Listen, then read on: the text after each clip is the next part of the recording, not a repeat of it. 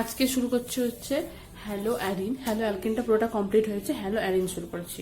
তো হ্যালো অ্যারিনের প্রস্তুতির ক্ষেত্রে প্রথমে আমরা যখন হ্যালো অ্যালকেন পড়েছিলাম সেখানে তোমার অ্যালকোহলকে ডিরেক্ট তোমার এইচএক্স বা তোমার HCl, HBr, HI এই অ্যাসিডগুলোর মাধ্যমে ডিরেক্ট হ্যালোজেনেশনের মাধ্যমে আমরা তোমার হ্যালো অ্যালকেন তৈরি করেছিলাম অ্যালকোহল থেকে। কিন্তু তোমার হ্যালো অ্যারিন এই পদ্ধতিতে ফেনল থেকে তৈরি করা যায় না। কারণ কি, ফেনলে যে OH বন্ডটা থাকে সেটা রেজোনেন্সের মাধ্যমে কার্বন আর ও এর যে বন্ডটা সেটা ডাবল বন্ড হয়ে যায়। এটা সেই কারণে কি হয়, এই বন্ডটাকে ভেঙে সেখানে একটা হ্যালোজেন ঢোকানো, এই বিক্রিয়াটা অনেক বেশি মানে জটিল হয়ে যায় এবং অনেক কঠিন হয়ে যায়, অনেক বেশি তাপ দিতে হয়, অনেক বেশি জটিল হয়ে যায়, সেজন্য এই বিক্রিয়াটি ঘটে না। তাই জন্য ফেনলের মধ্যে এইচএক্স অ্যাসিড দেওয়ার মাধ্যমে তোমার হ্যালো অ্যারিন তৈরি করা যায় না।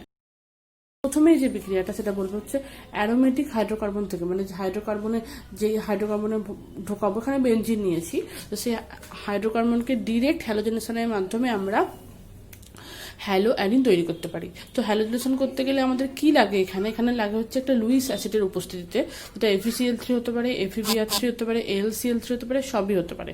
উপস্থিতিতে যদি হ্যালোজেন বলতে এখানে ক্লোরিন আর ব্রোমিন, এই বিক্রিয়াটা কেবলমাত্র ক্লোরিনেশন এবং ব্রোমিনেশনের ক্ষেত্রে কিন্তু ঘটবে। হ্যাঁ, তো ক্লোরিন আর ব্রোমিন যদি নিই এই লুইস অ্যাসিডের উপস্থিতিতে 310 থেকে 320 ডিগ্রি সেন্টিগ্রেড উষ্ণতায়, তাহলে এখানে হ্যালো অ্যারিন প্রস্তুত করা সম্ভব, মানে ক্লোরোবেনজিন এবং ব্রোমোবেনজিন প্রস্তুত করা সম্ভব। একইভাবে আমরা এই লুইস অ্যাসিডের পরিবর্তে যদি আয়োডিন চূর্ণ এবং হ্যালোজেন নিয়েও বিক্রিয়াটা করি, সেক্ষেত্রেও সম্ভব বিক্রিয়াটা। কারণ তখন কি হবে,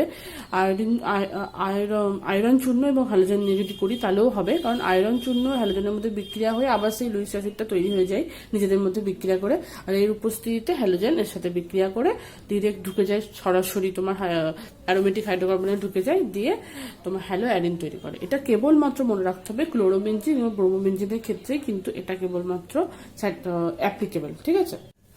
একইভাবে হ্যালোজেনেশনের যখন আমি আয়োডিনেশন করবো, আয়োডিনেশনের ক্ষেত্রে যদি আমরা আগের প্রসেসে ডাইরেক্ট আয়োডিন দিয়ে আয়োডিনেশন করি তাহলে কিন্তু তোমার বিক্রিয়াটা হয় না। কারণ এক্ষেত্রে যখন আমি আয়োডিন দিয়ে প্রত্যক্ষ বিক্রিয়াটা করব, আয়োডিন দিলাম, দিয়ে আয়োডিনেশন করলাম, সেক্ষেত্রে কি হয়, এই প্রথম স্টেপে আয়োডোবেনজিন এবং HI তৈরি হয়।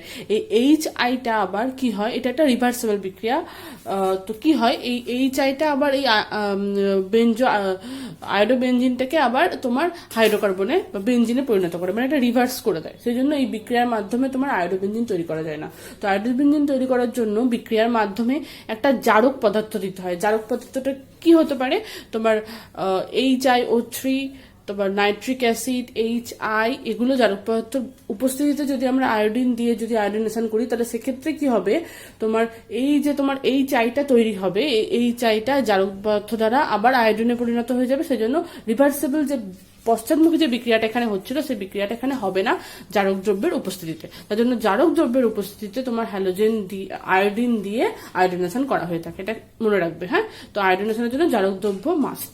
নেক্সট হচ্ছে আমরা পার্শ্ব শৃঙ্খলে তোমার অ্যারিনের বা অ্যারোমেটিক হাইড্রোকার্বনের যদি পার্শ্ব শৃঙ্খলে আমরা কোনো হ্যালোজেনেশন ঘটাতে চাই, তাহলে তখন কি করবো। এখানে দেখো আমি নিয়েছি টলুইন, বেনজিনের সাথে CH3 যুক্ত আছে, টলুইন নিয়েছি। তো এটাকে যদি সূর্যালোকে আমরা ক্লোরিনেশন করি ক্লোরিনের উপস্থিতিতে, তাহলে তোমার কি হয়, এই পার্শ্ব শৃঙ্খলে মানে CH3 একটা কার্বন প্রতিস্থাপিত হয়ে Cl ঢুকে যায়, দিয়ে কি তৈরি করে, বেনজাইল ক্লোরাইড তৈরি করে। এবার এই বেনজাইল ক্লোরাইডকে যদি অতিরিক্ত ক্লোরিনের উপস্থিতিতে সূর্যালোকে 383 কেলভিন উষ্ণতায় যদি বিক্রিয়াটা করা হয় সূর্যালোকের উপস্থিতিতে, তাহলে অতিরিক্ত Cl2 এর উপস্থিতিতে এটা বেনজাইল ক্লোরাইডে থামবে না, বিক্রিয়াটা চলে যাবে বেনজাল ক্লোরাইডে।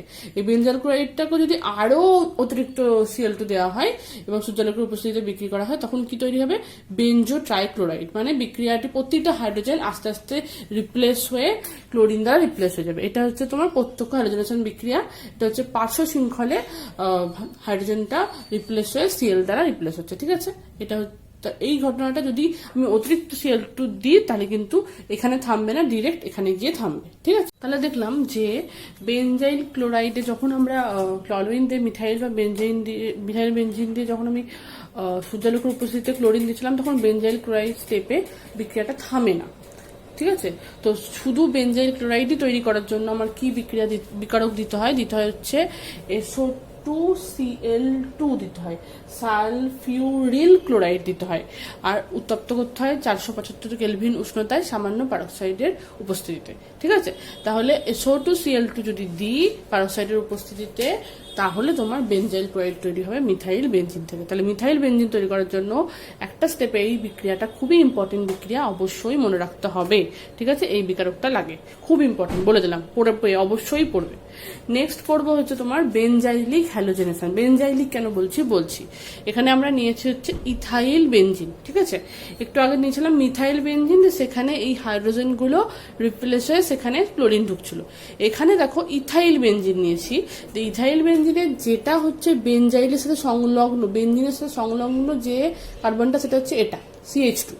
এই CH2 হাইড্রোজেন গুলো কিন্তু হ্যালোজেন দ্বারা এখানে রিপ্লেস হবে। যেহেতু এই CH2টাকে বলছে তোমার বেনজাইল হাইড্রোজেন, বেনজেনের সাথে সরাসরি যুক্ত, তো এই বেনজাইল যেহেতু হ্যালোজেনেশন ঘটবে এখানে, তাই জন্য এটাকে বেনজাইল হ্যালোজেনেশন বলা হয়ে থাকে।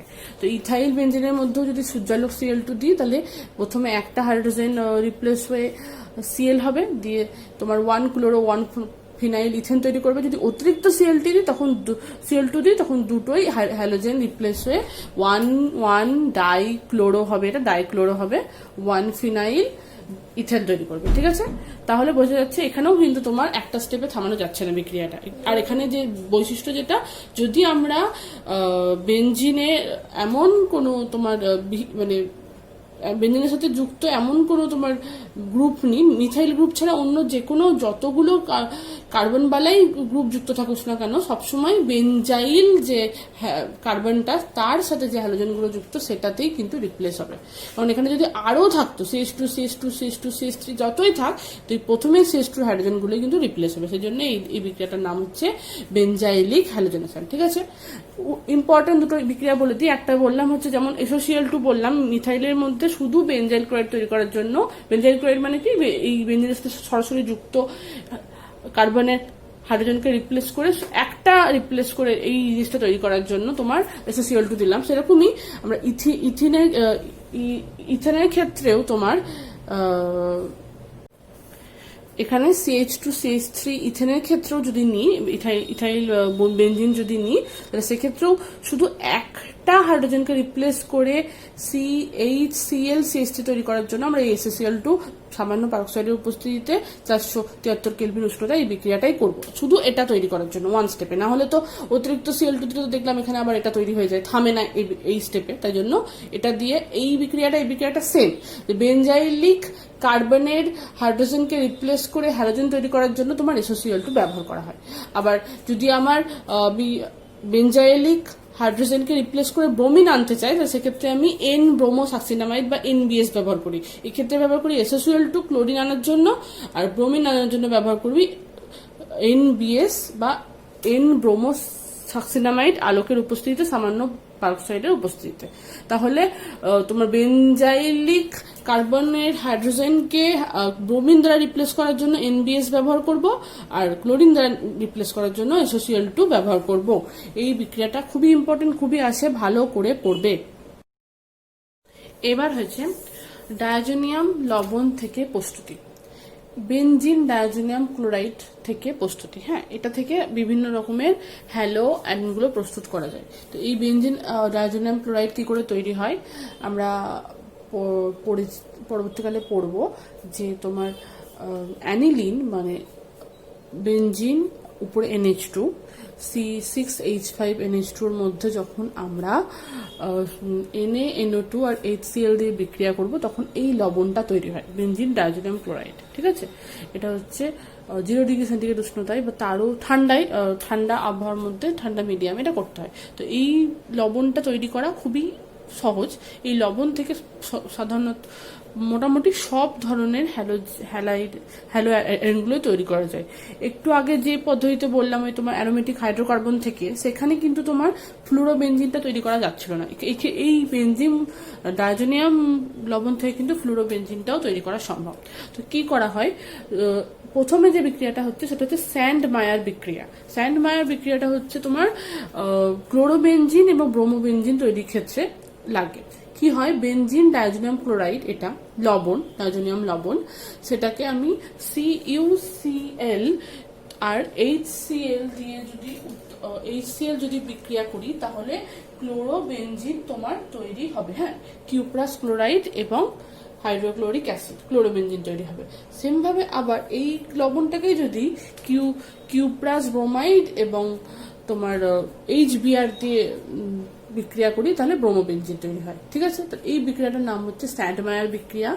এই বিক্রিয়ার সাহায্যেই তোমার এই বেনজিন ডায়োজোনিয়াম ক্লোরাইডের মধ্যে যদি CuCN নাইট্রাইল, কিউপ্রাস নাইট্রাইল এবং HCN দেওয়া যায়, তাহলে কি হবে, তোমার সায়ানোবেনজিন মানে বেনজিনের উপরে CN তৈরি করা যায়। এটা স্যান্ডমায়ার বিক্রিয়ায় 3 রকমের সম্ভব। ঠিক আছে, স্যান্ডমায়ার বিক্রিয়া হলো। আরেক ধরনের বিক্রিয়া হচ্ছে গ্যাটারম্যান বিক্রিয়া।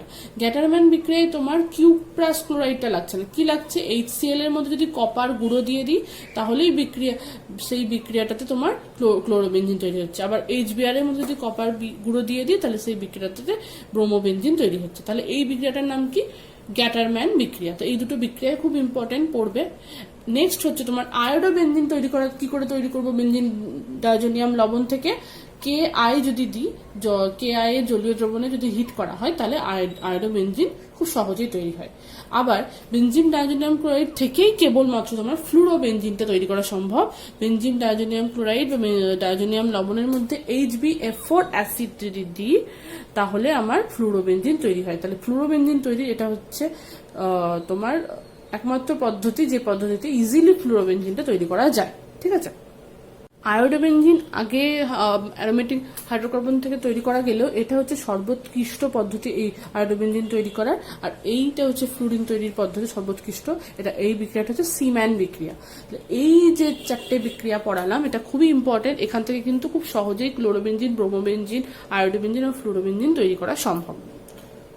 লাস্ট প্রস্তুতি হলো হান্সডিকার বিক্রিয়া। হান্সডিকার বিক্রিয়ায় কি হয়, তোমার বেনজোইক অ্যাসিডের সিলভার লবণ থেকে তৈরি করা যায়। বেনজোইক অ্যাসিডের সিলভার লবণকে ব্রোমিনের CCl4 দ্রবণের সাথে রিফ্লাক্স করলে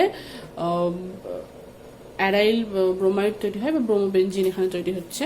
তাহলে এটা হচ্ছে হান্সডিকার বিক্রিয়া। এই পদ্ধতিতে তোমার ব্রোমোবেনজিন, অ্যারাইল ব্রোমাইড প্রস্তুত করা সম্ভব। তাহলে প্রস্তুতিগুলো, আমার হ্যালো অ্যারেনের প্রস্তুতিগুলো এখানে তাহলে শেষ হলো। এরপর আলোচনা করব হচ্ছে হ্যালো অ্যারিনের ভৌত ধর্ম। হ্যালো অ্যারিনগুলো সাধারণত বর্ণহীন হয় এবং এরা হচ্ছে তোমার কেলাসিত কঠিন পদার্থ হয়। ঠিক আছে, আবার হ্যালো অ্যারিনগুলোর ঘনত্ব জলের থেকে তোমার বেশি হয়। ফ্লুরোবেনজিন থেকে আয়োডোবেনজিনের দিকে ক্রমশ ঘনত্ব বাড়তে থাকে। এদের দ্রাব্যতা, যেহেতু হ্যালো অ্যারিনগুলো হাইড্রোজেন বন্ধন গঠন করতে পারে না জলে, সেই জন্য জলে অদ্রাব্য। অন্যান্য জৈব দ্রাবক যেমন বেনজিন, ক্লোরোফর্ম, এইগুলোতে হচ্ছে এটা দ্রাব্য। ঠিক আছে, তাহলে জলীয় দ্রবণে অদ্রাব্য কিন্তু জৈব দ্রাবকে দ্রাব্য। ঠিক আছে, স্ফুটনাঙ্ক, গলনাঙ্ক এদের ক্ষেত্রে কি হয়, এরা যেহেতু তোমার হাইড্রোজেন বন্ধনী গঠন করতে পারে না, তাই এদের ক্ষেত্রে তোমার হ্যালো অ্যারিনের মানে ওভারঅল স্ফুটনাঙ্ক, গলনাঙ্ক কিন্তু কমই হয়। তবে তোমার ফ্লুরোবেনজিন থেকে আয়োডোবেনজিনের দিকে যত যাওয়া যায় তত তোমার ফ্লুরিন, ক্লোরিন, ব্রোমিন, আয়োডিনের আকার বৃদ্ধির কারণে তোমার ফ্লুরিন থেকে আয়োডিনের দিকে তোমার গলনাঙ্ক, স্ফুটনাঙ্ক বাড়ে। তাই ফ্লুরাইডের থেকে ক্লোরাইডের বেশি হয়, মানে ফ্লুরোবেনজিনের থেকে ক্লোরোবেনজিনের বেশি হয়, ব্রোমোবেনজিনের আরো বেশি হয়, আর আয়োডোবেনজিনের আরো বেশি হয়। এটা হচ্ছে তোমার যত হ্যালাইডগুলোর আকার বৃদ্ধি পায়, ভারী হতে থাকে যত, তত গলনাঙ্ক, স্ফুটনাঙ্ক বৃদ্ধি পায়।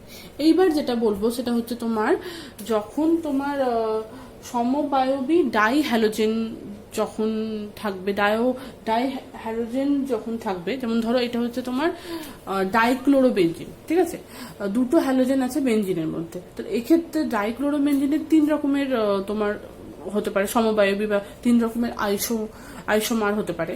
একটা অর্থ যেটা এই পজিশনে থাকে 1-2 পজিশনে, 1-3 পজিশনে হলে মেটা, আর 1-4 পজিশনে থাকলে হচ্ছে প্যারা। ঠিক আছে, এই অর্থ, মেটা এবং প্যারা আইসোমারের মধ্যে ডাইহ্যালোজেনের কোন আইসোমারটার তোমার গলনাঙ্ক স্ফুটনাঙ্ক বেশি হয়। এবার অর্থ এবং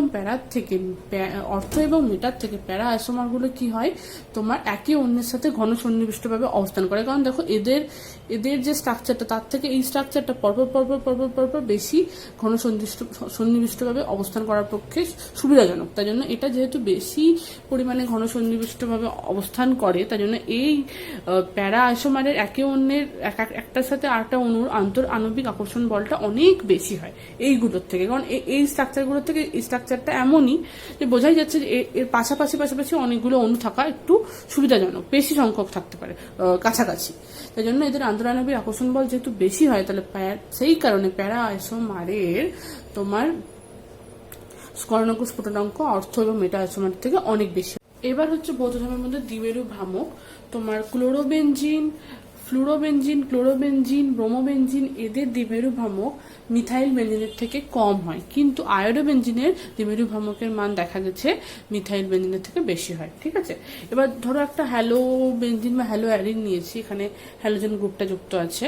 তো হ্যালোজেন গ্রুপটার দিকে তোমার কার্বনের বলয় থেকে হ্যালোজেনের দিকে একটা দ্বিমেরু ভ্রামক ক্রিয়া করে, এটা প্লাস একটা মাইনাস, যেহেতু সেটাকে আমরা মিউ আই ধরলাম। আবার তোমার হ্যালোজেনের যে নিঃসঙ্গ ইলেকট্রন জোড় আছে, সেই নিঃসঙ্গ ইলেকট্রন জোড় বলয়ের সঙ্গে রেজোনেন্সে অংশগ্রহণ করে, সেজন্য এই নিঃসঙ্গ ইলেকট্রন জোড়ের রেজোনেন্স ঘটিত কারণে একটা তোমার ধরো মোমেন্ট কাজ করছে মিউ আর, যেটা এদিক থেকে বলের দিকে, মানে হ্যালোজেন পরমাণু থেকে বলের দিকে কাজ করছে। এবং সাধারণত তোমার কি হয়, ফ্লুরিন, ক্লোরিন, ফ্লুরোবেনজিন, ক্লোরোবেনজিনের ক্ষেত্রে মিউ আই মানে এই ডিমের ডাইপোল মোমেন্টের মানটা মিউ আর এর থেকে বেশি হয়, সেই কারণে তোমার এই CX এই বন্ধনটা ধ্রুবীয় হয়ে থাকে। ঠিক আছে, কিন্তু দেখা গেছে যে ফ্লুরিন থেকে ক্লোরিনে কি হয়, এই তোমার দ্বিমেরু ভ্রামকের মানটা বাড়ে, কিন্তু তারপরে দেখা গেছে এই মানটা আর বাড়ে না, অপরিবর্তিত থেকে যায়। ঠিক আছে, তো ফ্লুরিন ক্লোরিনে থেকে দ্বিমেরু ভ্রামকের মান বাড়লেও এর পরবর্তীকালে কি হয়, এই মিউ আই এবং মিউ আর এর মান ক্রমশ কমতে থাকে যত তোমার এইটার সাইজটা বড় হতে থাকে হাইড্রোজেন পরমাণুটার, এবং একসময় এটা প্রায় অপরিবর্তিত হয়েই থেকে যায় যে ডাইপোল মোমেন্টটা। ঠিক আছে, নেক্সট আমি বলবো হচ্ছে যদি ডাই হ্যালোজেনের সমবায়বীগুলো নিই, তাহলে সেক্ষেত্রে দেখা গেছে যে হ্যালোজেন গ্রুপগুলোর মধ্যে কৌণিক মান বাড়ার সাথে সাথে তোমার দ্বিমেরু ভ্রামকের মানটা তোমার কমতে থাকে। ঠিক আছে, তাহলে কি হয়, কৌণিক দূরত্ব বাড়ার সাথে সাথে দ্বিমেরু ভ্রামকের মানটা কমতে থাকে। কিরকম, ধরো এখানে আছে, এটা হচ্ছে অর্থ আইসোমারের তোমার এদিক থেকে এদিকে দ্বিমেরু ভ্রামকটা ক্রিয়া করছে ক্লোরিনের দিকে, এটাও তাই। আর এই নিট যে ডাইপোল মোমেন্টটা ক্রিয়া করছে মাঝ বরাবর।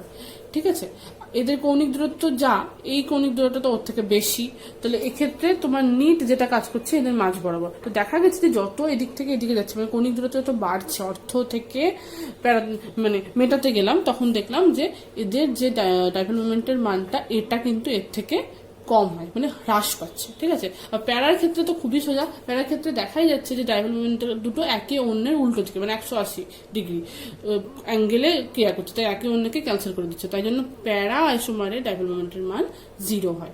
ওকে, কি দেখছি, অর্থ আইসোমারে ডাইপোল মোমেন্ট সব থেকে বেশি, তারপরে তার থেকে কম হচ্ছে মেটা, আর সব থেকে কম 0 সমান হয় হচ্ছে প্যারা আইসোমার। ঠিক আছে, আজকে তাহলে আমরা হ্যালো অ্যারিনের প্রস্তুতি আর ভৌত ধর্ম অবধি থাকলো। নেক্সট দিন আমরা হ্যালো অ্যারিনের রাসায়নিক ধর্ম সম্পর্কে ডিটেলসে পড়বো।